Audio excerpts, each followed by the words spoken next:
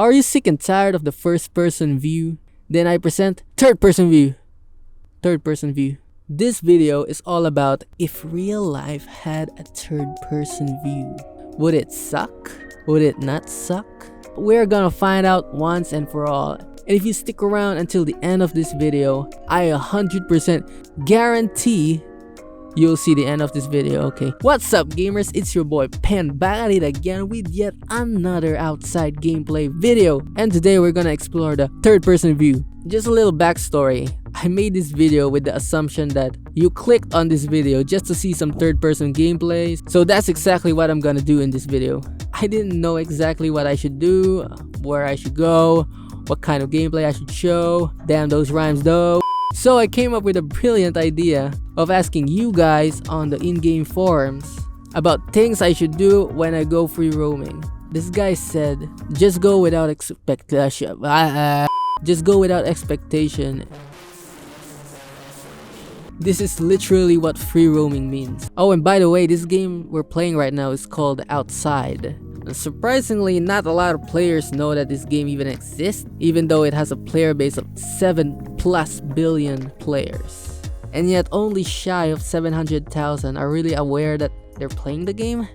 Like, what the f***? Anyway, let's talk about the pros and cons of having a third person view. So when inspecting items, or mounts in this case, inspecting stuff in third person, I think it's great if you want to see your character right beside the thing you're inspecting. Personally, I prefer having a first person view when it comes to inspecting stuff, because you get to see the developer's attention to detail. Plus, you can only use the first person view to inspect the inside of certain stuff, like a car mount. And that's my party member, by the way. She's a level 22 merchant class, and she's also the one operating the third person camera. She also told me to tell you that she likes merms. So first person view is also better than third person view when inspecting items up close, like, I don't know, this license. This thing right here, by the way, is my character's license item. You'll need it to fully unlock the perks of the car mount. To be more specific, it unlocks the free roam perk, which allows your character to use the car mount to fast travel anywhere on the map except the sea, of course. For that, you'll need a boat.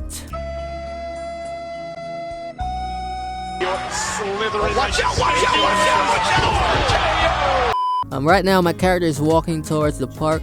Walking is the most effective tactic available for free roaming, mainly because it doesn't affect your three main stats, which can be seen on the upper right portion of the screen.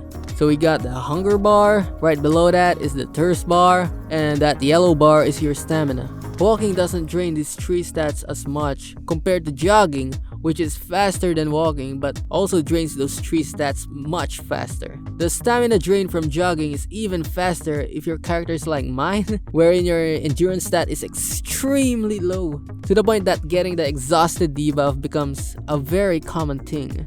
There's a lot of players at the playground today, and there's a good reason for that. It seems that the playground grants low-level players a decent amount of XP, and also the opportunity to party up with other low-level creatures, players, which I think is a great strategy for leveling up their base stats. Oh, and one last thing, there's this weird mechanic in the game that is very counterintuitive, wherein these low-level players seemingly have an unlimited stamina bar. As your character levels up in the game, it gets worse. That same stamina bar seems to decrease over time. It's one of those mind-boggling features of this game. Anyway, there isn't much to do here for me, so why don't I show you my character's gear. First thing on the headgear is the face mask. It's one of those items that became popular when the infamous patch 20.20 got released.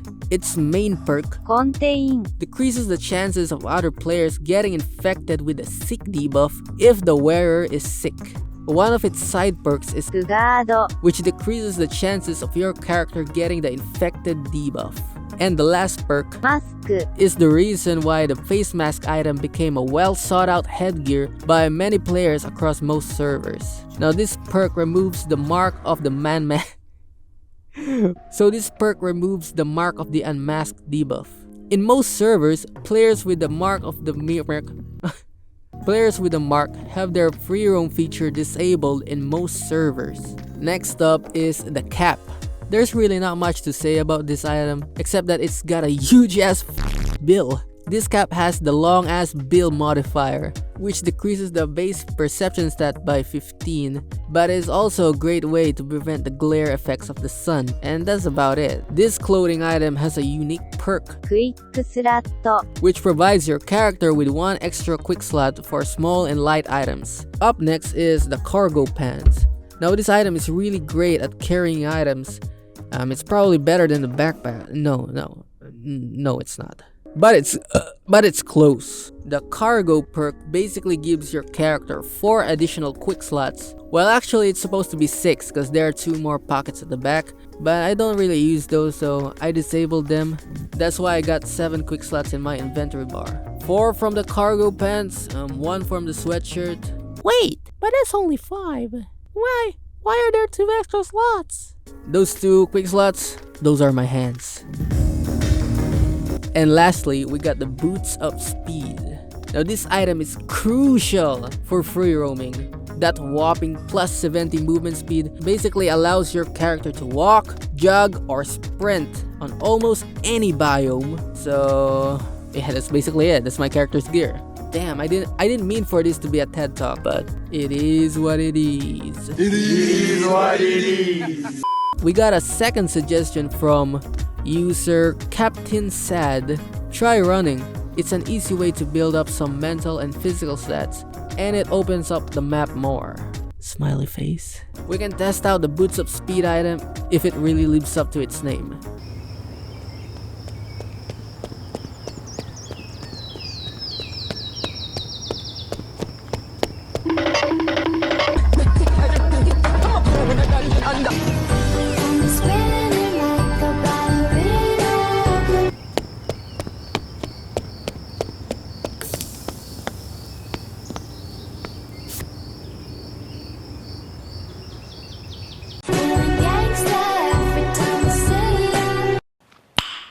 Nice. Your character gets the exhausted debuff when the stamina bar runs out, and this bar is heavily influenced by your character's endurance stat. As you can see, mine is as it can be.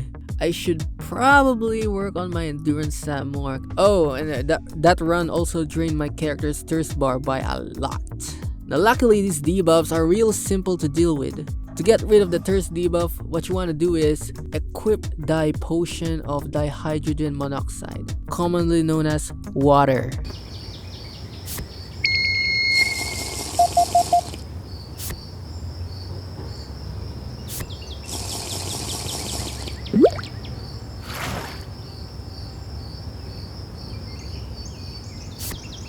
Now that's refreshing. But how do you remove the exhausted debuff? Oh, that's easy. All you gotta do is nothing. Bruh. If you make your character sit or lie down, that regenerate will get even faster. But yeah, we just need to wait a couple minutes for that bar to regenerate. For the third and last suggestion, user Loonblue says, enjoy the open areas, it will feel surreal. But I think it'll be more fun if I showed you some movement commands in that open area. Now let's see, where should I start? Where should we start, gamers? Ah yes, the most instinctual command, the spacebar. Alright, jumping's pretty cool and all, but ooh, what do we have here? Is this the dreaded T-Rex stance? It pains me to realize that I came from a long line of dinosaur players. Oh, this command is a fun one. My character can do a little dash.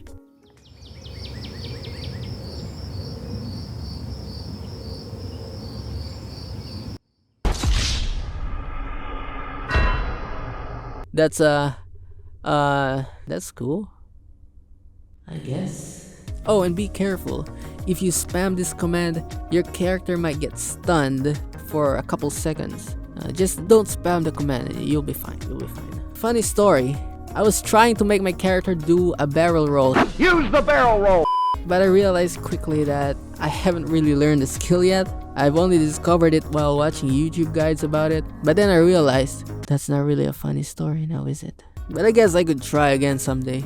I've mentioned items quite a lot in this video. If you'd like to see more about items, then this video is literally about items. But if you want to see my character's cooking skill tree, then this one is right up your alley. Alright, see you in the next one, gamers. Bye bye.